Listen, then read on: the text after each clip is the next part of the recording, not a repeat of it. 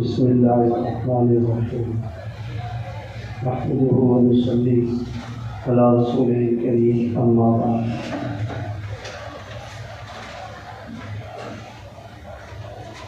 اس دنیا میں جتنے بھی بگاڑ ہیں یہ گناہوں کی نحوست کی وجہ سے ہے۔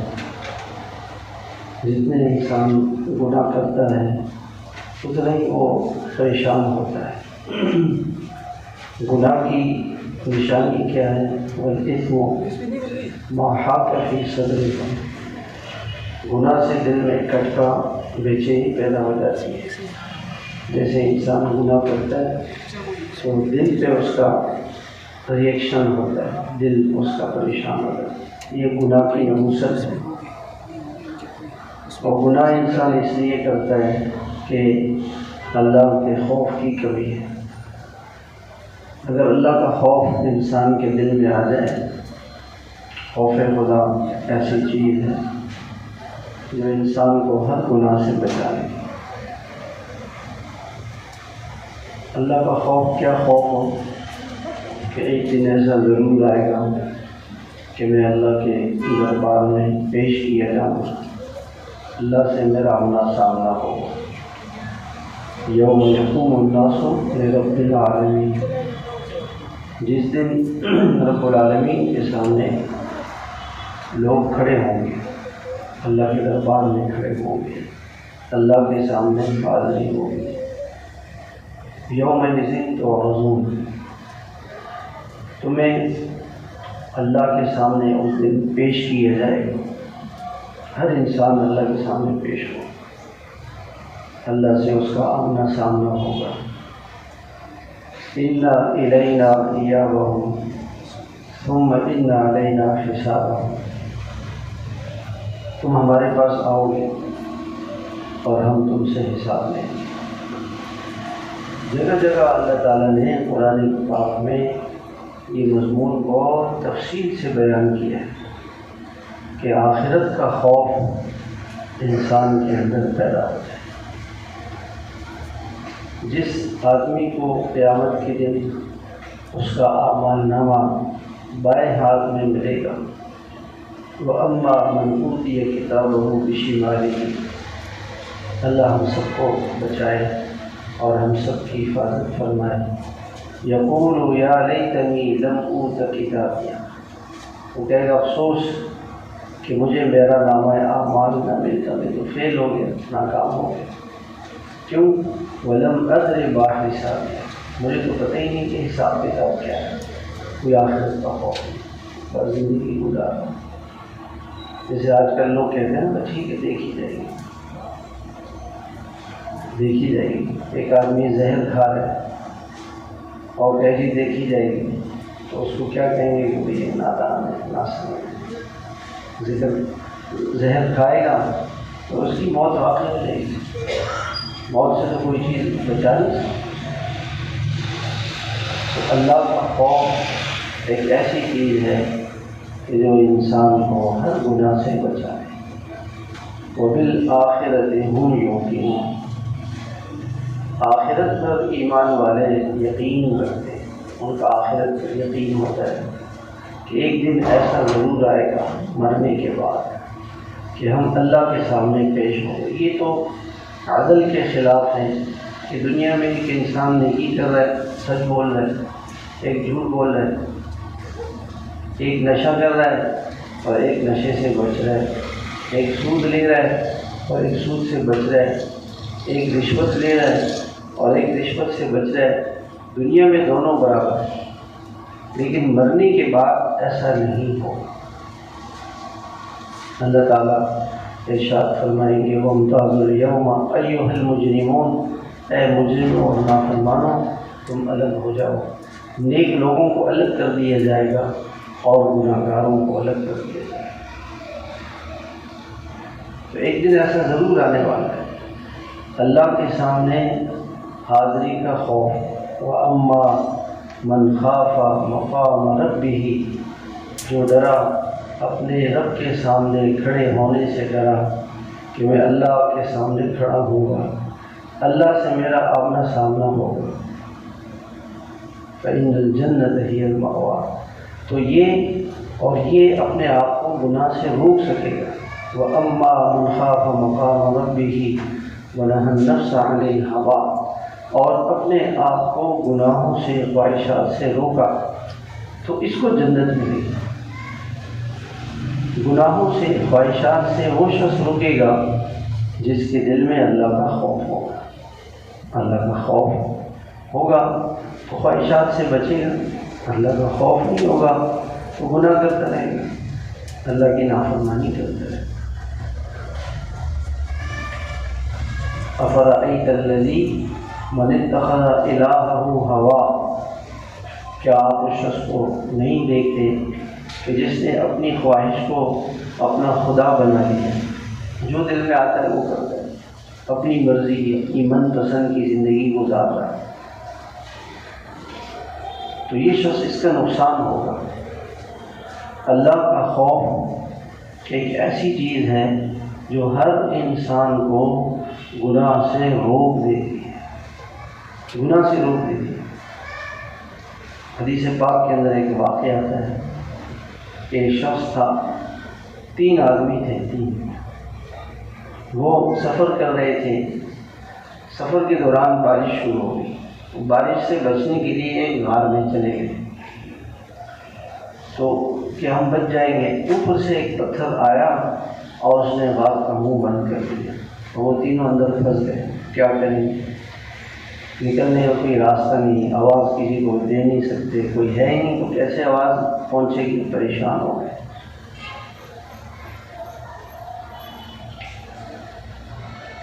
تو انہوں نے کہا کہ اگر ہم نے کوئی نیک عمل کیا ہوگا تو وہ عمل اللہ تعالیٰ کے سامنے ہم پیش کرتے ہیں. اللہ تعالیٰ اس عمل کی برکت سے ہماری حفاظت فرمائے گا.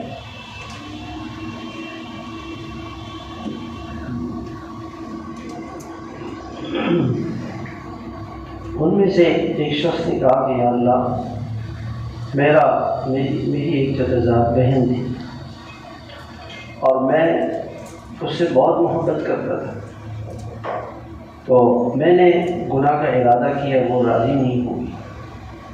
ایک دن اس نے مجھ سے کہا کہ مجھے 100 دینار چاہیے، مجبور ہو گئی.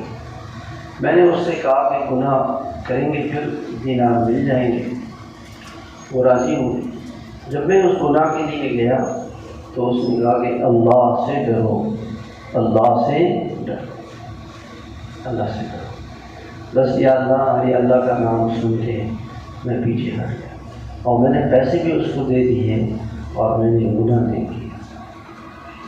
حدیث میں آتا ہے کہ اللہ تعالیٰ نے اس پتھر کو وہاں سے ہٹا دیا. گناہ کے اسباب موجود ہوں تو گناہ سے بچنا اس کے اندر بہت بڑی طاقت ہے. یہ اللہ کا محبوب بندہ بن جاتا ہے. اللہ اس کی دعا کو قبول فرماتے ہیں.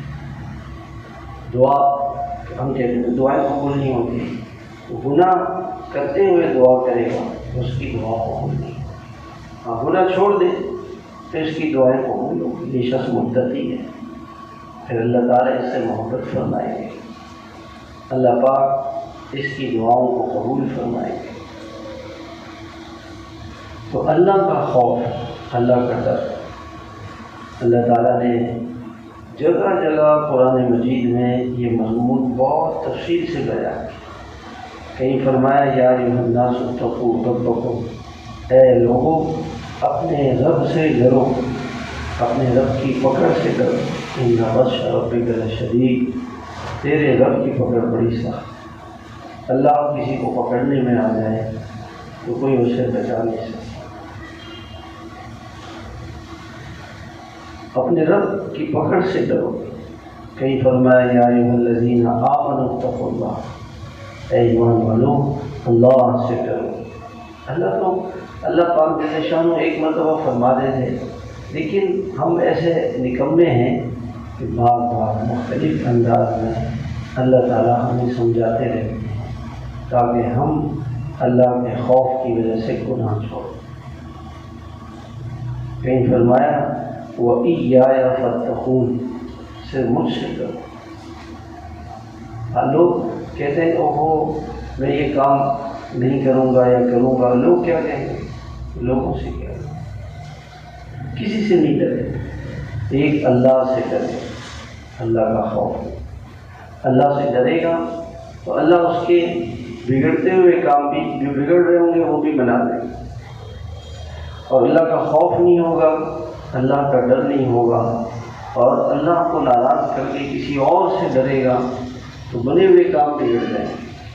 کاموں کو بنانے والا تو اللہ ہے، مسائل کا حل کرنے والا تو اللہ ہے، اگر اللہ ناراض ہو گیا تو اس کا کوئی کام نہیں بنے گا، کوئی کام نہیں بنے گا۔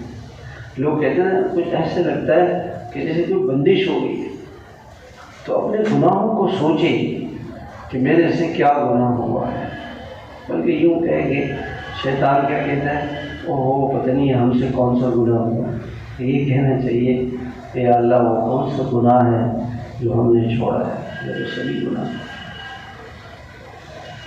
تو اللہ کا خوف، کہیں اللہ تعالیٰ فرماتے ہیں وَيُحَذِّرُكُمُ اللَّهُ نَفْسَهُ، اللہ تعالیٰ تمہیں اپنے سے ڈراتے ہیں، اللہ تعالیٰ تمہیں اپنے سے ڈراتے ہیں۔ یا ایھا الذین آمنوا اتقوا اللہ وَلْتَنظُرْ نَفْسٌ مَّا قَدَّمَتْ لِغَدٍ، اللہ سے ڈرو اور کل کے لیے آپ نے کیا کیا ہے، کل کے لیے، قیامت کے لیے کیا کیا ہے۔ قیامت کے دن اللہ کے سامنے پیشی ہوگی، وہاں وہ تو علیم بذات الصدور ہے، وہ دنیا میں تو آپ جھوٹ بول کر دھوکہ دے کر کسی سے آنکھ بچا لیں گے، لیکن وہ تو آنکھوں کی خیانت کو بھی جانتا ہے۔ یعلم خائنۃ الاعین وما تخفی الصدور، وہ آنکھوں کی خیانت کو بھی جانتا ہے، اور جو دل کے اندر چھپا ہوا ہے اس کو بھی وہ جانتا ہے، تو سب جانتا ہے۔ اللہ سے لا تخفی منکم خافیہ، کوئی اللہ سے چھپ نہیں سکے گا، کوئی چیز انسان کو اللہ سے چھپا نہیں سکے، کوئی بچانے والا نہیں۔ مختلف انداز میں اللہ تعالیٰ نے یہ مضمون بیان فرمایا، الذین یوفون بعہد اللہ ولا ینقضون المیثاق والذین یصلون ما امر اللہ بہ ان یوصل ویخشون ربهم ویخافون سوء الحساب۔ اللہ کے جو نیک بندے ہیں جن کے پاس علم ہے، ان کی نشانی کیا ہے کہ وہ اپنے رب سے ڈرتے ہیں، اللہ سے ڈرتے ہیں۔ ٹھیک ہے، اللہ سے ڈرنا اور سانپ بچھو سے، شیر سے ڈرنا، دشمن سے ڈرنا، اس میں بھی فرق ہے۔ دشمن سے تو اس لیے ڈرتا ہے کہ وہ نقصان پہنچا دے گا، وہ ظلم کرے گا، زیادتی کرے گا، ہلاک کر دے گا، جان لے لے گا۔ اللہ سے ڈر اس لیے ہے کہ اللہ میرا محسن ہے، میرا محبوب ہے، میرا رب ہے، اس نے مجھے سب کچھ دیا ہے، وہ ناراض نہ ہو جائے، یہ خوف ہو۔ الذین یخشون ربهم ویخافون سوء الحساب، اور برے عذاب سے ڈرتے ہیں کہ ایسا نہ ہو کہ اللہ کی طرف سے قیامت میں کوئی عذاب آ جائے۔ کسے اللہ تعالیٰ، اللہ پاک کو، یہ تو چند آیتیں جو میں نے تلاوت کی، قرآن کے اندر کی پورا قرآن، کہیں کہیں اللہ تعالیٰ فرماتے ہیں بلا ان ربہ کان بہ بصیرا، دیکھو تمہارا رب تمہیں دیکھ رہا ہے، اللہ سب دیکھ رہا ہے، اللہ کو سب پتہ ہے۔ الم یعلم بان اللہ یرا، اے انسان تجھے یہ علم نہیں کہ اللہ تجھے دیکھ رہا ہے، تو علم ہونا چاہیے، اللہ دیکھ رہا ہے۔ کہیں اللہ تعالیٰ یوں فرماتے ہیں وَكَفَىٰ بِرَبِّكَ بِذُنُوبِ عِبَادِهِ خَبِيرًا بَصِيرًا، کہ تیرا کافی ہے، تیرا رب، اسے تیرے گناہوں کی خبر بھی ہے اور وہ دیکھ بھی رہا ہے۔ گناہ ایسی جگہ انسان کرے جو اللہ نہ دیکھے اور اللہ کو اس کی خبر نہ ہو، ایسی جگہ ہے نہیں، ایسی جگہ نہیں۔ ایک استاد صاحب نے امتحان کے لیے دو چار چیزیں طلباء کو دی کہ لے جاؤ اور اس کو چھپا کے ایسی جگہ رکھ کر آؤ جہاں کوئی نہیں دیکھے، لے گئے۔ سب نے رکھ دی، ایک واپس لے جا۔ پوچھا بھائی کیا ہوا؟ انہوں نے کہا جہاں میں جاتا تھا اللہ دیکھ رہے تھے، جہاں میں جاتا تھا وہاں کون دیکھ رہا تھا؟ اللہ دیکھ رہا تھا، اس لیے میں اس کو چھپا نہیں سکتا۔ یہ استحضار انسان کے اندر پیدا ہو جائے، اور جب یہ استحضار پیدا ہوگا تو انسان ہر وقت اللہ سے ڈرے گا، اور اللہ سے ڈر کر کوئی گناہ نہیں کرے گا، اللہ کی نافرمانی نہیں کرے گا۔ کل جو حضرت مولانا شمس الرحمان صاحب دامت برکاتہم تشریف لائے، حضرت نے یہی مضمون بیان کی، تو ہمارے بزرگوں کے واقعات سنائے۔ حضرت تھانوی رحمۃ اللہ علیہ کا واقعہ سنایا کہ پہلے زمانے میں ٹرین سے سفر کرتے تھے لوگ، تو وہ ٹرین کے اندر بھی سامان تلتا تھا۔ ہم نے بھی اپنے بچپن میں دیکھا سامان تلتا تھا، اب تو سامان تولتے ہوتے نہیں، پہلے تولتے تھے۔ تو حضرت نے سامان کو تولا اور ڈبے میں بیٹھنے لگے کہ ایک ساتھی آیا، حضرت آپ کے لیے گلے لے کر آیا، آپ لے جائیں، ہدیہ ہے۔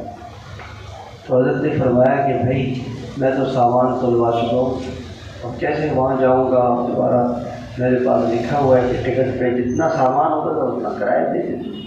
تو سامان پہلے تولتے تھے کہ ایک آدمی کو 10 کلو کی اجازت ہے، زیادہ سامان ہوتا تو اس کے پیسے جمع کرا لیں۔ تو ٹکٹ ہو چکا ہے، سامان ہو چکا ہے، اب میں کیسے کیا کروں؟ تو اتنے میں وہ جو ٹکٹ چیک کرنے والا ہوتا ہے وہ آ گیا، جو گارڈ ہوتا ہے ریل گاڑی میں وہ آ گیا۔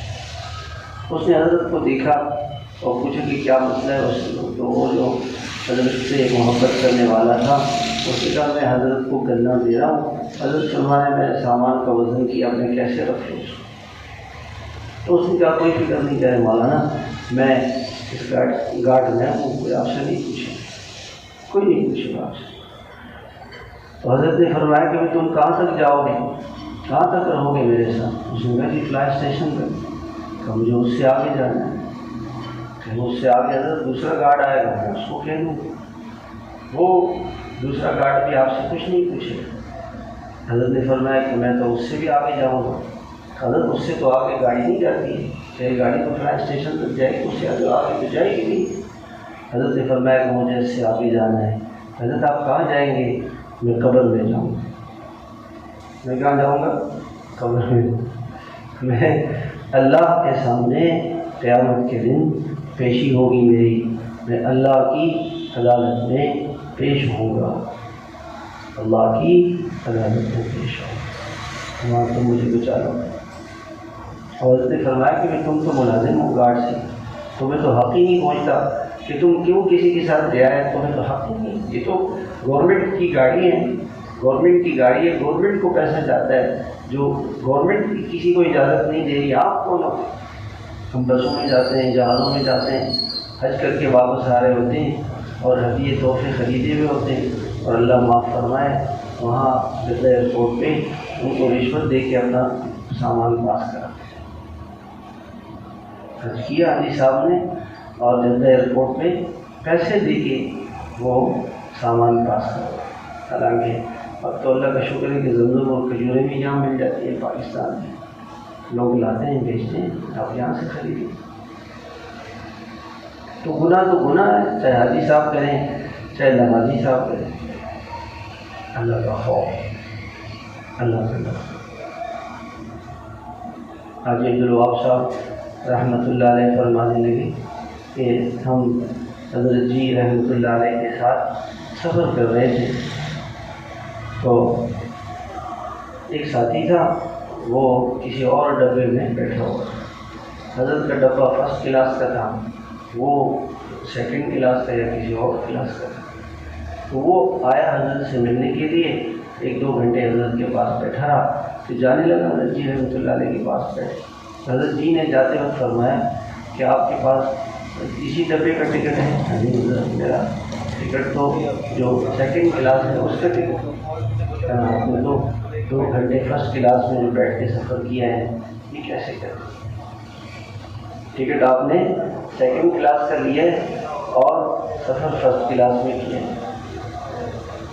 حضرت جی حضرت مجھے تو خیال بھی نہیں آیا، حضرت نے فرمایا کہ وہ آپ اسٹیشن پہ اتریں اور دونوں اسٹیشنوں کا فرق معلوم کریں کہ 2 گھنٹے اس ڈبے میں سفر کرنے کا کتنا کرایہ ہے، اتنا ٹکٹ لے کے اس کو کاٹیں تاکہ گورنمنٹ کو پیسے دیں۔ دیکھیں یہ ہے اللہ کا خوف، یہ اللہ کا ڈر ہے۔ یعنی سب ٹھیک ہے، زہر کھا رہا ہے اور کیا کہہ رہے ہیں سب ٹھیک ہے، پاؤں پہ کلاڑی مار رہا ہے۔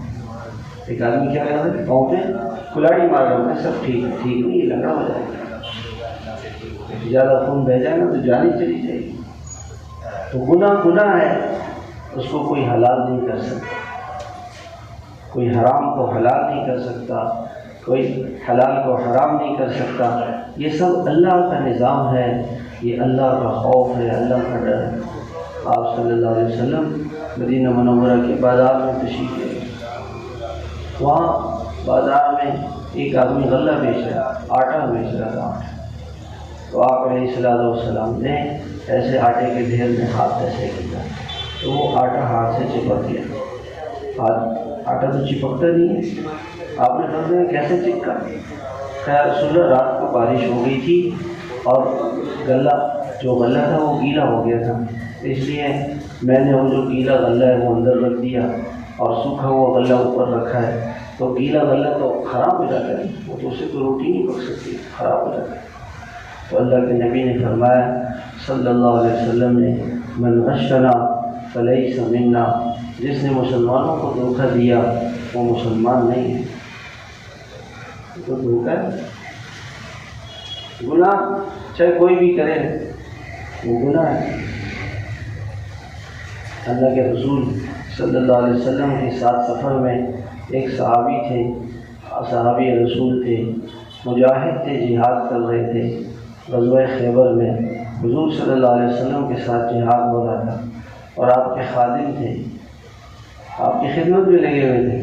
تو ایک تیر آیا اور وہ ان کو لگا اور اس کی وجہ سے وہ مر گئے، شہید ہو گئے۔ لوگوں نے کہا کہ ان کو جنت مبارک ہے، میں حضور صلی اللہ علیہ وسلم کی خدمت کرتے ہوئے شہید ہو گئے، جنت مبارک۔ آپ نے فرمایا کہ میں نے دیکھا ہے کہ ایک آگ کی چادر ان کے جسم پہ پڑی ہوئی ہے اور اس میں جل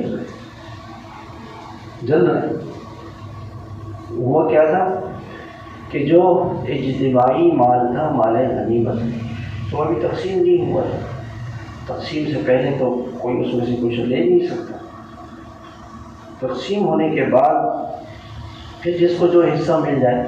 اس صحابی نے کوئی چوری نہیں کی ہوگی، صحابہ تو اللہ کا خوف دل میں ہوتا ہے۔ یہ خیال ہوا کہ چادر کی ضرورت ہے، میں ابھی لے لیتا ہوں، جب تقسیم کا وقت آئے گا تو میں اللہ کے نبی سے کہہ دوں گا کہ یا رسول اللہ یہ چادر میں نے لے لی تھی، یہ میرے حصے میں لگا دیں، یہ نیت کیوں؟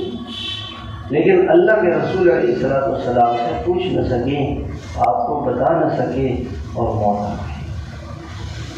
اور آپ نے فرمایا کہ دوزخ کی آگ، بخاری شریف کی روایت ہے کہ دوزخ کی آگ کی چادر اس کے جسم پہ لپٹی ہوئی۔ ایک صحابی آئے جس میں آتا ہے ایک تسمہ لے کر آئے، سجدے باندھے یا 2 تسمے، تو میں رسول اللہ میں نے لے لیے تھے کہ میں دل میں ان کے بھی یہ خیال ہوگا کہ تقسیم کے وقت میں بتا دوں گا یہ معمولی سی چیز ہے۔ آپ نے فرمایا یہ آگ بنیں گے قیامت کے دن۔ یہ کیا بنیں گے؟ آگ۔ جو لوگ سرکاری ملازم ہوتے ہیں یا سرکاری اداروں میں کسی کا ادارہ ہے اس میں کام کرتے ہیں، اب وہ کہتے ہیں اگر ہم دیر سے چلے گئے تو کون دیکھ رہا ہے، جلدی آ گئے تو کون دیکھ رہا ہے، ان کو کون دیکھ رہا ہے؟ اللہ انہیں دیکھ رہا ہے۔ اوکے، اللہ پاک ان کا ٹائم دو۔ ہمارے شیخ الحدیث صاحب نور اللہ مرقدہ لکھتے ہیں کہ ہمارے اساتذہ کرام جب دیر سے تشریف لاتے تھے تو لکھ لیتے تھے، یا کوئی ملنے والا آ گیا، سبق پڑھا رہے کوئی ملنے والا آ گیا اور کوئی رشتہ دار اس سے 2-4 منٹ باتیں کی، وہ وقت نوٹ کر لیتے تھے، اور مہینے کے آخر میں وہ مدرسے میں جمع کرا دیتے تھے کہ میں اتنے منٹ سبق نہیں پڑھا سکا، یہ میری تنخواہ سے یہ پیسے کم کیے جائیں کہ میں پڑھا نہیں سکتا۔ کون دیکھ رہا تھا ان کو؟ اللہ دیکھ، مدرسے والے تو نہیں دیکھ، اللہ دیکھ رہا۔ تو استاد ایسے تھے تو شاگرد شیخ الحدیث صاحب جیسے اللہ والے بن گئے۔ خوف خدا۔ ہمارے حضرت رحمۃ اللہ علیہ کے پاس صبح ساتھی آتے تھے، حضرت صبح بیٹھتے تھے فجر کے بعد، تو پوچھتے تھے بھائی آپ کی ڈیوٹی کس وقت ہے؟ کہنا 8 بجے۔ کہ 8 تو یہاں بج گئے، آپ دفتر کیوں نہیں پہنچے؟ کہ حضرت کوئی بات نہیں۔ کوئی بات کیوں نہیں؟ کہ تو آپ اپنی کمائی کو حرام کر رہے ہیں، وقت آپ کا 8 بجے اور آپ یہاں پر، ہم جاتے تھے تو ہمیں 8 بجے مدرسے پہنچنا ہوتا ہے، تو آدھا گھنٹہ پہلے ہمیں اشارہ کرتے تھے کہ اب نہیں بیٹھے، مدرسے پہنچیں، تو جو وقت مدرسے سے پہلے کا ہے وہ وقت یہاں گزاریں، اور جو مدرسے کا وقت ہے وہ مدرسے میں گزاریں۔ اس کو کہتے ہیں اللہ کا خوف، اس کو کہتے ہیں اللہ کا ڈر۔ اللہ کا خوف ہو، اللہ کا ڈر ہو تو آدمی کوئی غلط کام نہیں کر سکتا، کوئی غلط کام نہیں کر سکتا۔ اللہ کا خوف۔ حضرت بنوری رحمۃ اللہ علیہ کا واقعہ سنا ہے کہ حضرت بنوری رحمۃ اللہ علیہ، بنوری ٹاؤن جو حضرت اتنا بڑا مدرسہ ہے، اور اس کے بارے میں آیا کہ حضرت کی اہلیہ بیمار ہو گئی، تو گھر میں کوئی روٹی سالن بنانے والا نہیں تھا، تو حضرت مدرسے کا جو کچن تھا، مطبخ، اس سے کھانا خرید کر کے کھاتے تھے، جتنا کھانا ملتا تھا اس کے پیسے جمع کرا دیتے تھے۔ تو ایک دن حضرت نے دیکھا ایک طالب علم جو حضرت کے گھر کھانا لا رہا تھا، ادھر اور کے دیکھا تو اس کھانے میں تری بھی زیادہ تھی اور اس میں بوٹیاں بھی زیادہ تھیں، تو حضرت نے اس طالب علم سے کہا دیکھو اللہ کا خوف دل میں رکھ کے بتاؤ کہ طلباء کو جو سالن ملتا ہے اس میں ایسی تری ہوتی ہے اور اس میں اتنا گوشت ہوتا ہے؟ اور نہیں، اتنا گوشت تو ہر ایک کو نہیں ملتا اور اتنی تری بھی نہیں ملتی۔ تو حضرت نے مطبخ کے جو ناظم تھے، اس کے سپروائزر، ذمہ داروں کو بلایا اور کہا کہ کل قیامت میں آپ جو منظور کے اللہ پاؤ، اجتماعی چیز ہے، مدرسے کی چیز، اور اس کے بعد حالانکہ پیسے دے کے خرید، اور اس کے بعد انہوں نے مدرسے سے کھانا منگوانا ہی چھوڑ دیا کہ میں نہیں منگوا۔ حضرت نے لکھا ہے کہ ہمارے اکابر اساتذہ کرام جب بھی مدرسے کے اندر کوئی کھانا بنتا تھا، مہمان آ گئے، کبھی کھانا بنتا ہے تو اس کھانے کو نہیں کھاتے تھے، گھر سے اپنا پکا ہوا کھانا لاتے تھے اور اس کھانے کو کھاتے تھے، اور اگر اس مدرسے کے کھانے کو کھانا ہوتا تھا تو گھر سے 4-5 افراد کا کھانا آتا تھا، اور وہاں چونکہ ایک آدمی کا کھانا، تو وہ مہمانوں کو اگر کوئی سامنے کو مدرسے کا کھانا آ جاتا تو اپنی طرف سے 3-4 آدمیوں کا کھانا رکھتے کہ مدرسے کا کھانا ہمارے پیٹ میں نہ جائے، تو یہ تو طلباء کے لیے ہمارے لیے چھوڑی۔ ایسا اللہ کا خوف، اس اللہ کے خوف کی وجہ سے جو اس زمانے کے طلباء تھے وہ سارے اللہ سے ڈرنے والے، گناہوں سے بچنے والے، ایسے اللہ۔ ایک طالب علم کا قصہ لکھا ہے کہ اس زمانے کے اندر عام طور سے مدارس میں کچن مطبخ نہیں ہوتا، وہ کرتے کیا تھے کہ غربت کا، فقر و فاقے کا زمانہ تھا، تو طلباء کچھ اس مسجد میں رہ رہے ہیں، کچھ اس مسجد میں رہ رہے ہیں، کچھ جو ہے اس مسجد میں رہ رہے ہیں، اور مسجد والوں سے کہا تھا کہ بھائی ہر آدمی اپنے گھر سے 2-4 چمچے سالن، 1 آدھ روٹی ہر آدمی دے دیا کرے، 30 گھر ہیں تو آدھی روٹی بھی اگر ملے گی تو 15 روٹیاں ہو جائیں گی، 15 طلباء کھا لیں گے، 2 چمچے سالن کے ڈالیں گے تو وہ کھا لیں گے۔ اس طرح ہر گھر سے تھوڑا تھوڑا وہ کھانا جمع کر کے کھا لیتے تھے اور پڑھتے رہتے تھے۔ پہلے زمانے میں مسلمان جو تھے وہ اس طرح سے اللہ کے دین کی خدمت میں اپنا حصہ ڈالتے تھے۔ تو ایک طالب علم تھا، وہ جوانی کے قریب عمر تھی، بڑا خوبصورت تھا، وہ گھر گیا تو گھر کی جو خاتون تھی اس نے اندر بلا لیا، جب اندر گیا تو اس عورت نے گناہ کی دعوت دی۔ اب یہ بیچارہ بڑا پریشان ہوا کہ کیا کروں، تو اس نے کہا کہ مجھے حمام جانا ہے، واش روم جانا ہے، وہاں چلا گیا۔ اس زمانے کے اندر ہمارے بچپن میں بھی ایسا ہوتا تھا کہ گھر میں واش روم کے اندر ایک ڈبہ سا رکھا ہوتا تھا، اور اس میں لوگ نجاست کرتے تھے، گٹر سسٹم تو ہوتا نہیں تھا، تو خاکروں واقع وہ لے جاتا تھا اور وہاں پہ راک واک بچھا دیتا تھا، بدبو وغیرہ نہیں ہوتی تھی، یہ نظام تھا پہلے۔ تو وہ واش روم کیا اور سارا پخانہ اپنے جسم پہ بن دیا، اس نے ساری بدبو جسم سے آنے لگی۔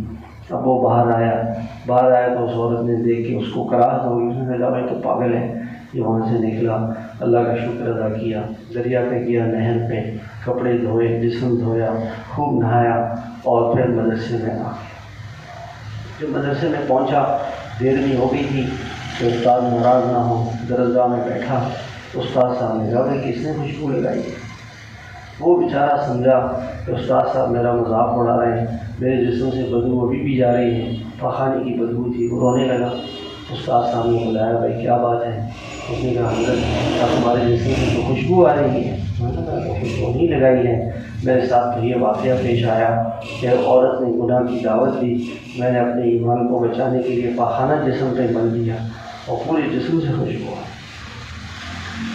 ایسے گناہ کیوں؟ کون دیکھ رہا ہے؟ اللہ ہمارے ساتھ۔ تنہائی میں موبائل کے گناہ سے وہ بچے گا جس کے دل میں اللہ کا خوف ہو۔ ہمیں کون دیکھ رہا ہے؟ اللہ۔ دنیا کی تنہائیوں میں جو گناہ کرتے ہیں، قبر کی تنہائی میں کیا ہوگا؟ عرصے کی تنہائی ہے، برسوں کی تنہائی ہے۔ جو لوگ ہم سے پہلے باپ دادا پردادا کبھی قبرستان جا کے سوچا کریں کہ کتنے عرصے سے قبروں میں پڑے ہوئے، مردوں کو نہلایا کریں، جنازوں میں شرکت کیا کریں اور مردوں کو قبر میں اتاریں۔ آپ کسی مردے کو قبر میں اتاریں، پھر دیکھیں کتنا اللہ کا خوف پیدا ہو۔ یہ اللہ کا خوف ہر گناہ سے روک دے گا۔ تنہائی کے گناہ یہ بہت خطرناک ہے۔ یہ وہی شخص کرتا ہے جس کو یہ خیال ہی نہیں آتا کہ وہ اللہ پاک دیکھ رہے ہیں۔ اللہ کا خوف، اللہ کا حضرت مولانا تقی عثمانی صاحب دامت برکاتہم کا واقعہ سنا ہے کہ حضرت کے والد ماجد مفتی شفیع صاحب رحمۃ اللہ علیہ کا انتقال ہو گیا۔ حضرت ڈاکٹر عبدالحی صاحب کا بڑا تعلق تھا اور ایک عرصے تک حضرت تھانوی رحمۃ اللہ علیہ کی صحبت میں یہ حضرات رہے تھے، تو حضرت پر بڑا غم کمزوری ہو گئی۔ تو حضرت مولانا تقی صاحب فرماتے ہیں کہ ہمارے گھر میں طاقت کا کشتہ تھا، وہ میں لے کے آیا حضرت کو، حضرت ایک چمچہ سے کھا لیں اور طاقت آ جائے گی۔ حضرت نے فرمایا کہ یہ کس کا ہے؟ تو میں نے جلدی سے بتایا کہ میرے والد کا ہے۔ ہمارے نہیں، والد کا تو انتقال ہو گیا، یہ تو والد کا نہیں ہے۔ تو انتقال کے بعد تو جو بھی چیز ہوتی ہے وہ مرنے والے کی تھوڑی ہوتی ہے، وہ تو وارثوں کی ہوتی ہے۔ تو وارث تو آپ ہیں نہیں، صرف آپ کے سارے بھائی، والدہ، بہنیں سب ہیں۔ آپ کیسے کسی اور کی چیز مجھے کھلا دیں؟ اور کھلانا بھی کیا تھا؟ ایک چمچہ۔ یہ نہیں کہ جو بس مل جائے، حلال ہو حرام ہو جائز ہو ناجائز ہو، بس پیٹ میں آنا چاہیے۔ جب اللہ کا خوف ہوگا تو ہر چیز میں آدمی احتیاط کرے گا، احتیاط کرے گا کہ بھائی یہ حلال ہے کہ حرام ہے، دیکھے گا، پوچھے گا، معلوم کرے گا۔ تو حضرت نے مولانا تقی صاحب نے اپنے سارے والدہ محترمہ، بہنیں، بھائی سب موجود تھے، سب سے کہا مجھے اجازت دے دو، سب سے اجازت لے لی، اور اجازت لینے کے بعد پھر وہ کشتہ حضرت سے کہا حضرت سب کی طرف سے اجازت ہے، پھر حضرت نے ایک چمچہ کھایا۔ اس کو کہتے ہیں اللہ کا خوف، اس کو کہتے ہیں اللہ کا ڈر۔ ایک آدمی نے حضرت ڈاکٹر عبدالحی صاحب رحمۃ اللہ علیہ سے کہا کہ حضرت مجھے اللہ کا دھیان ہر وقت رہتا ہے۔ حضرت نے فرمایا کہ نماز میں کہاں؟ نماز میں مجھے اللہ کا دھیان رہتا ہے کہ میں اللہ کے سامنے کھڑا ہوں، اللہ مجھے دیکھ رہا ہے، یہ دھیان مجھے نماز میں ہوتا ہے۔ حضرت نے فرمایا جب تم گھر میں ہو، بھی بچوں کے ساتھ، دفتر میں ہو، دکان میں ہو، اس وقت یہ دھیان ہوتا ہے؟ نہیں حضرت اس وقت تو نہیں ہوتا، اس وقت تو جو زبان پہ ہے بول دیا، جہاں جو سنا بیٹھے ہوئے غیبتیں سن رہے ہیں، برائیاں سن رہے ہیں، فلاں ایسا ہے، فلاں ایسا ہے، وہ ایسا ہے، اس پہ وہ فلاں ایسا ہے، ایسے کر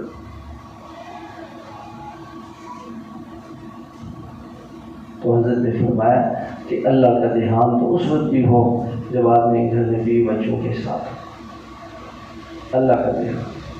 اس لیے تو نکاح کے موقع پہ جو آیتیں نکاح والی ہیں وہ نہیں پڑھی جاتی ہیں۔ قرآن میں کتنی آیتیں فَانكِحُوا مَا طَابَ لَكُم مِّنَ النِّسَاءِ وَأَنكِحُوا الْأَيَامَ مِنكُمْ وَالْبِيِّنَ آیتیں، مگر وہ آیتیں پڑھی جاتی ہیں جس میں اللہ سے ڈرو، اللہ سے ڈرو، اللہ سے ڈرو۔ اللہ کا خوف یہ ہوگا بیوی میں تو وہ شوہر کے حق کو ٹھیک ادا کرے گی، اور اللہ سے ڈرے گی کہ شوہر ناراض ہو جائے گا تو اللہ ناراض ہو جائیں گے، اور شوہر میں اللہ کا خوف ہوگا تو وہ اللہ سے ڈرے گا، بیوی کے ساتھ زیادتی نہیں کر سکے کہ اللہ دیکھ رہا ہے، اللہ پاک دیکھ رہے ہیں۔ مولانا طارق حمید صاحب فرمانے لگے، ہمارے ایک ساتھی تھے تو وہ ہمارے ساتھ پڑھتے رہتے تھے، تبلیغ میں بھی وقت لگا، مدرسہ بھی تھا، سارے دین کے کام تھے، کہتے ان کا انتقال آ گیا۔ کہتے انتقال کے بعد میں نے ان کو خواب میں دیکھا،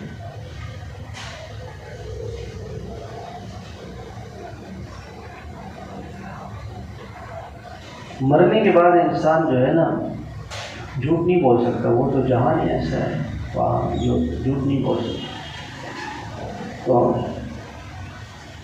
حضرت فرماتے میں نے خواب میں اس کو دیکھا اور اس سے پوچھا کہ آپ کے ساتھ کیا ہوا؟ کہ اللہ تعالیٰ نے ایک بات کی مغفرت فرمائی۔ کیا بات تھی؟ آپ بہت بڑے عالم تھے، بہت بڑے تبلیغی تھے، بہت دین کا کام کیا؟ نہیں اس پر کہنے لگے میری بیوی جو تھی وہ دماغی اعتبار سے تھوڑی سی کمزور تھی، دماغ ذرا صحیح نہیں ہوتا، بات ہوتے ہیں بولے بالے۔ میں نے پوری زندگی، شادی کے بعد پتہ چلا، میں نے پوری زندگی اس کے ساتھ صبر کیا، اس کو تانا نہیں دیا، نہ اپنے والدین کو بتایا نہ ان کے والدین کو بتایا۔ کہتے ہیں جب میں اللہ کے دربار میں پیش ہوا، اللہ تعالیٰ نے فرمایا کہ تم نے ایک میری چھوٹی سی مخلوق کے رحم کھا کے اس کو صبر کیا، برداشت کیا، ہم بھی آپ کے رحم کھا کے آپ کو چھوڑ دیں۔ اس کو کہتے ہیں اللہ کا خوف۔ اللہ کا خوف دل میں ہوگا تو وہ ڈرے گا،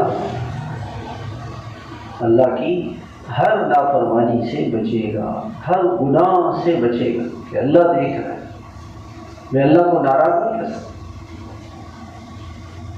ہاں میں اللہ کو ناراض نہیں کر سکتا۔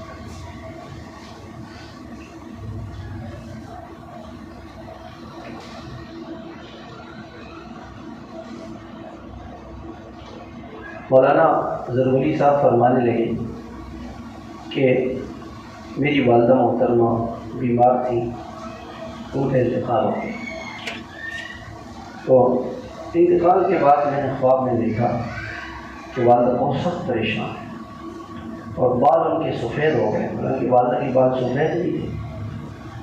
تو میں نے پوچھا کہ کیا بات ہے؟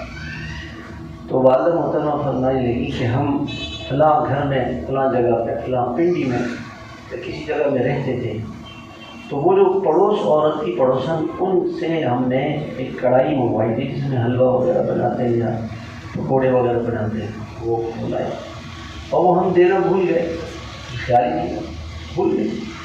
قبر میں اس کے بارے میں پوچھ ہو گئی کہ آپ نے وہ دوسرے کی کڑھائی استعمال کی، اس کو واپس ہی نہیں کیا، تو پکڑ گئے۔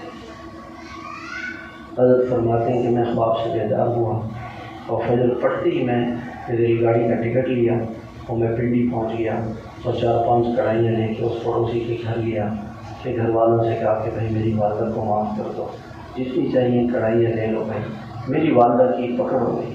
انہوں نے نہیں مولانا ایسی کوئی بات نہیں، نہیں معاف کر دو، لے لو۔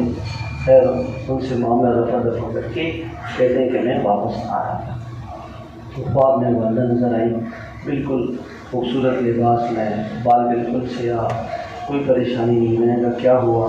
کہ اللہ آپ کو جزائے خیر دے، آپ نے میری جان بچائی۔ تو مرنے کے بعد پتہ چلے گا، حساب لینے والا اللہ ہے، وہ تو ایک ذرے کا بھی حساب لے گا۔ فَمَن يَعْمَلْ مِثْقَالَ ذَرَّةٍ خَيْرًا يَرَهُ وَمَن يَعْمَلْ مِثْقَالَ ذَرَّةٍ شَرًّا يَرَهُ۔ اس لیے حضرت عائشہ رضی اللہ تعالیٰ عنہ فرماتی ہیں تم چھوٹے گناہ کو معمولی سمجھتے ہو اور ہم تو اس کو ہلاکت کا ذریعہ سمجھتے تھے۔ جن گناہوں کو تم چھوٹا سمجھتے ہو ہم انہیں ہلاکت کا ذریعہ سمجھتے تھے کہ ہلاک نہ ہو جائے اس سے انسان۔ گناہ تو گناہ ہے۔ حضرت تھانوی رحمۃ اللہ علیہ فرماتے ہیں گناہ کی مثال چنگاری کی ہے۔ چنگاری چھوٹی ہو تو بھی چنگاری ہے، بڑی ہو تو بھی چنگاری ہے۔ کوئی آدمی چھوٹی چنگاری جیب میں رکھتا ہے تو وہ کپڑے جلا دے گی، پیسے جلا دے گی، سارا جسم جل جائے گا۔ بعض اوقات ایک چھوٹا سا شارٹ سرکٹ، ابھی یہ یہاں پہ فیڈرل ایریا میں مارکیٹ پوری جل گئی، کتنے لاکھوں کروڑوں روپے کا لوگوں کا نقصان ہے۔ تو گناہ سانپ چھوٹا ہو، بچھو چھوٹا ہو تو بچھو ہے، بڑا ہو تو بھی بچھو ہے۔ گناہ ہے۔ گناہ کو اس وجہ سے نہ کرے کہ یہ گناہ اور بہت خطرناک چیز ہے کہ آدمی گناہ کو گناہ نہ سمجھے۔ اس لیے میرے بھائیوں، اللہ کا خوف اور اللہ کا ڈر ہر وقت حضرت عمر رضی اللہ تعالیٰ عنہ انتقال کا وقت تھا، بیٹے نے سر گود میں رکھا ہوا تھا اور میرا سر مٹی میں ڈالا، اور اگر اللہ نے عمر کی مغفرت نہ کی تو عمر کا بڑا نقصان ہو جائے اور کہ اللہ لا لی ولا علیہ، کہ اللہ لا ثواب لی، میری نیکیاں ایسی نہیں ہیں کہ میں آپ کے سامنے اس کو پیش کروں، وہ اس قابل نہیں ہے، اور اے اللہ میرے گناہوں پر میری پکڑ نہ کرے۔ عمر رضی اللہ کہ عمر اگر اللہ نے تیری مغفرت نہ کی تو تیرا کیا ہونا ایسے، اور بہت روتے تھے، اللہ سے ڈرتے تھے، روتے روتے ایک مرتبہ بیمار ہو گئے۔ کسی نے پوچھا کافی دن تک بیمار رہے، فرمایا کہ قرآن کی آیت پڑھی تھی والطور وکتاب مسطور فی رق منشور والبیت المعمور والسقف المرفوع والبحر المسجور ان عذاب ربک لواقع، تیرے رب کا عذاب آنے والا ہے۔ بس یہ سن کے ہم بے ہوش ہو گئے، بیمار ہو گئے، غمگین ہو گئے۔ اللہ کتنا ڈرا رہا ہے، سأل سائل بعذاب واقع للکافرین لیس له دافع من اللہ ذی المعارج۔ لوگ کہتے ہیں عذاب کب آئے گا، کہ آنے والا ہے۔ انہم یرونہ بعیدا ونراہ قریبا، یہ کہتے ہیں قیامت بہت دور ہے، اللہ کہتے ہیں بہت قریب ہے۔ تو اللہ کا خوف، اللہ کا ڈر، یہ ایسی چیز ہے جو انسان کو ہر گناہ سے بچائے۔ گناہ کو معمولی نہ سمجھے، ہلکا نہ سمجھے۔ گناہ تو اللہ تعالیٰ جس چیز سے ناراض ہوتے ہیں وہ گناہ ہے، چاہے یہ چھوٹا بڑا تو ہمارے نسبت سے ہے، اور اللہ کی نسبت سے تو ہر گناہ ہے، اللہ کی نافرمانی ہے، اللہ کی نافرمانی ہے۔ اس لیے حضرت شیخ رحمۃ اللہ علیہ نے لکھا ہے، ایک آدمی تھا، اس کے انتقال کے بعد اس کو کلمہ یاد نہیں آیا، لوگوں نے کہا کلمہ پڑھو، کہنے لگا میری دکان میں ایک عورت آئی تھی، میں اس کو دیکھتا رہا، اب اس عورت کی تصویر آ رہی ہے اور میری نظروں کے سامنے وہ گھوم رہی ہے اور میں کلمہ نہیں پڑھتا۔ کسی آنکھ کے گناہ کو چھوٹا نہ سمجھے، زبان کے گناہ کو چھوٹا نہ سمجھے۔ آپ علیہ السلام کے سامنے ایک ازواج مطہرات میں سے ایک نے کہا وہ یوں ہے، یوں ایسے یوں ہے، ٹھیک نہیں ہے۔ آپ نے فرمایا ایسا جملہ کہا ہے کہ اگر سمندر میں ڈال دیا جائے تو اس کا ذائقہ بھی بدل جائے۔ کسی کو مذاق اڑانا، کسی کو ہلکا سمجھنا، کسی پر بدگمانی نہ کریں، کبھی بھی کسی پر بدگمانی نہ۔ حضرت سفیان ثوری رحمۃ اللہ علیہ بہت بڑے امام گزرے، اور بہت پرانے زمانے کے بزرگوں، امام بخاری کے استادوں کے زمانے میں، اور بہت بڑے فقہ تھی ان کی، جیسے امام ابو حنیفہ کی فقہ تھی، اللہ نے ان کی فقہ کو قبول کر لیا۔ تو امام ثوری بہت بڑے امام سفیان ثوری رحمۃ اللہ علیہ ایک مرتبہ فرماتے ہیں کہ 4 مہینے تک میں تہجد نہیں پڑھ سکتا، گناہ کی وجہ سے آدمی نیکی سے محروم ہوتا ہے۔ کہتے ہیں ایک عرصے کے بعد مجھے یہ بتایا گیا کہ ایک آدمی تھا، وہ رو رہا تھا، آپ نے اس کو دیکھ کر کے دل میں خیال آیا کہ یہ کیا کہا، لوگوں کو دکھانے کے لیے ایسے ہی بس اس گناہ کی نحوست کی وجہ سے، زبان سے نہیں کہا، دل میں یہ خیال آیا تھا، اس گناہ کی وجہ سے پکڑ ہو گئی۔ ہم کو پتہ نہیں کتنا دن بھر میں کس کے لیے کیا جملے کہتے رہتے ہیں، بھائی وہ ایسا ہے، ہم خیال کی زبان سے کہہ دیتے، ہم تو زبان سے کہتے ہیں، اس کے جو دل میں خیال آیا۔ اس لیے میرے بھائیوں، گناہ ہے، اللہ سے آمنا سامنا ہے، جس سے ایک ذرہ چیز بھی مخفی نہیں رہے گی۔ لا يعذب عنہ مثقال ذرة فی الارض ولا فی السماء ولا اصغر من ذلك ولا اکبر۔ ایک ذرے سے بڑی اور ذرے سے چھوٹی چیز بھی اللہ سے چھپی ہوئی نہیں ہے، سب اللہ کے ساتھ۔ تو اللہ کا خوف جس قدر ہوگا میرے بھائیوں، یہ ایسی چیز ہے کہ جو انسان کو ٹھیک رکھ سکتی ہے، ورنہ دنیا کی کوئی طاقت انسان کو ٹھیک نہیں رکھ سکتی۔ اللہ کا خوف، اللہ پاک ہمارے دلوں میں اپنا خوف بٹھائے۔ جتنا اللہ کا ذکر کثرت سے کریں گے، تنہائیوں میں بیٹھ کر، ہمارے عجیب الوہاب صاحب رحمۃ اللہ علیہ فرماتے تھے کہ جلوت میں لوگوں کے سامنے اللہ کی بڑائی اور عظمت اور محبت کی باتیں اور اللہ کا خوف لوگوں کو اس کی دعوت دے، اور تنہائیوں میں بیٹھ کر اللہ سے دعا کریں کہ اللہ اپنا خوف میرے دل میں بٹھا دے، کہ اللہ اپنی محبت میرے دل میں بٹھا دے۔ بس یہ اللہ کا خوف اور اللہ کی محبت، یہی ایمان ہے، یہی تقویٰ ہے، یہی خوف خدا ہے۔ اسی سے گناہوں سے بچے گا، اور جتنا گناہوں سے بچتا چلا جائے گا، اللہ تعالیٰ دل کو اطمینان دیں گے اور سکون دیں گے۔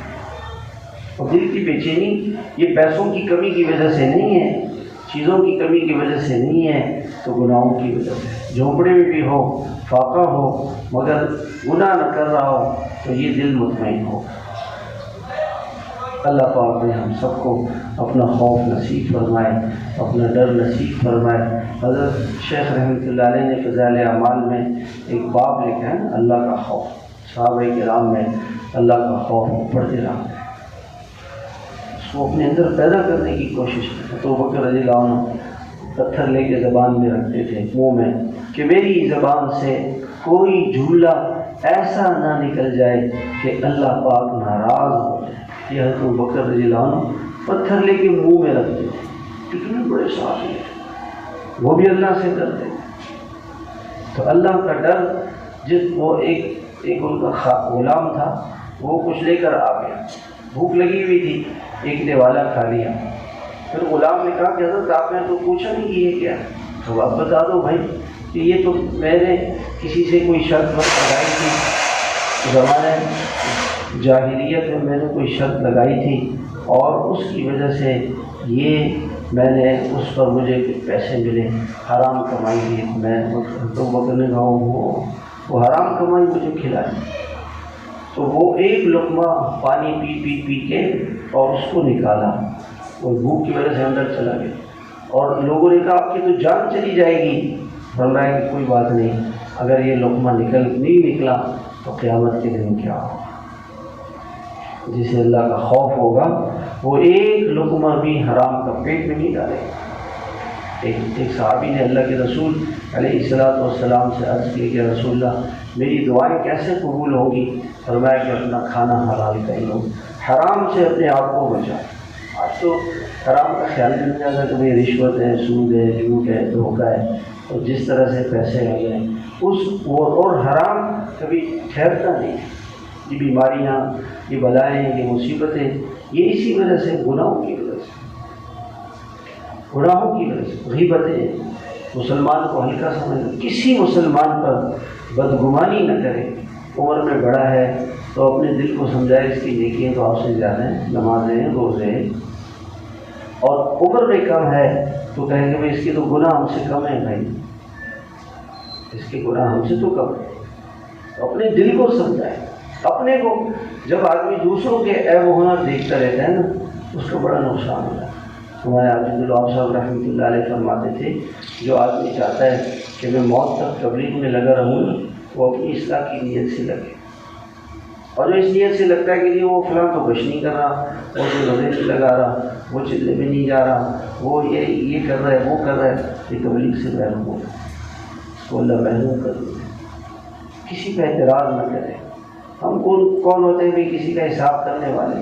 پتہ نہیں اس کا ایک سے روزہ اللہ کے ہمارے سالوں سے ٹھیک تو کسی کو ہلکا نہیں سمجھے، کسی مسلمان کو ہلکا نہ سمجھے، اپنے گناہوں پر نظر ہو، اپنے عیبوں پر نگاہ ہو، اور دوسرے کی خوبیوں کو دیکھے، جان بوجھ کے کہے کہ وہ ہو اس میں یہ خوبی، اس میں یہ خوبی، اس میں یہ پتہ نہیں کتنی خوبیوں والا ہے اور اس کی کتنی ایسی نیکیاں ہیں، اور میرے پاس تو گناہ ہی گناہ ہے۔ اپنے گناہوں پر نظر ہو، یہ جو محرومی ہوتی ہے نا اعمال سے، اس کے پیچھے بدگمانی کا گناہ ہوتا ہے، اور شیطان یہ وار نیک لوگوں پہ کرتا ہے۔ غیبت ہو گئی، بدگمانی ہو گئی، حسد ہو گیا، دل میں کینہ ہو گیا، بغض ہو گیا، یہ نیک لوگوں میں پیدا کرتا ہے، نیک لوگوں کے پیچھے لگا رہے۔ غیبت تو گناہ ہے بھائی، چاہے کوئی بھی کرے، کسی کے کرنے سے گناہ حلال تھوڑی ہو۔ اجید الوہاب صاحب رحمۃ اللہ علیہ فرماتے تھے کہ ہم ایک بسکٹ لے کر آ گئے حضرت جی رحمۃ اللہ علیہ کے پاس سعودی عرب میں، تو بابو بشیر صاحب نے فرمایا کہ لاؤ مجھے دکھاؤ، اس پہ کیا لکھا ہوا ہے، پتہ نہیں حلال ہے کہ حرام ہے۔ ایسا فرماتے ہمیں تو خیال ہی نہیں تھا، ہمیں تو خرید لیا کہ چلو بسکٹ لے جائیں گے، ہمیں کیا پتہ تھا کہ بھئی یہ حلال ہے یا حرام۔ ہر چیز میں معلوم کرنا چاہیے کہ اللہ کا حکم کیا ہے، اللہ کا خوف اور اللہ کا ڈر، یہی چیزیں میرے بھائیوں کام آئیں گی۔ جتنا اللہ سے ڈریں گے، گناہوں سے بچیں گے، یہی تقویٰ ہے، اور اس تقوی کے بقدر زندگی میں برکت اور سکون آئے گا۔ اللہ ہم سب کو عمل کی توفیق عطا فرمائے۔ تھوڑی دیر اللہ تعالیٰ کا ذکر کر لیتے ہیں۔ الحمدللہ اجتماع ہمارا بالکل قریب آ گیا ہے۔ پچھلے پیر کو بھی ہم نے عرض کیا تھا کہ ساتھی اجتماع کے لیے روزے رکھیں، خاص طور پہ ہماری مائیں بہنیں مستورات اور کچھ نہیں کر سکتی ہیں تو گھروں میں نفل پڑھ کر دعائیں کریں، اور اجتماع کے لیے روزہ رکھیں، اس نیت سے روزہ رکھیں کہ اللہ تعالیٰ اس اجتماع کو قبول فرمائے، ہر شر سے حفاظت فرمائے، اور سارے عالم کے لیے اللہ پاک اس کو ہدایت کا ذریعہ بنائے۔ انشاءاللہ ہمارے اس میں پورا حصہ ہو جائے۔ مستورات تو گھروں میں رہیں گی، لیکن وہ 3 دن روزے رکھیں، اپنے مردوں کو اللہ کے راستے میں بھیجیں اور خود روزے رکھیں، انشاءاللہ ان کو گھر میں بیٹھیں اس کا ثواب ملے گا۔ بچوں کو دعاؤں میں لگائیں، تعلیم کے بعد، تلاوت کے بعد، ذکر کے بعد گھر میں بیٹھ کے دعائیں کریں اجتماع کی، اس سارے ثواب کو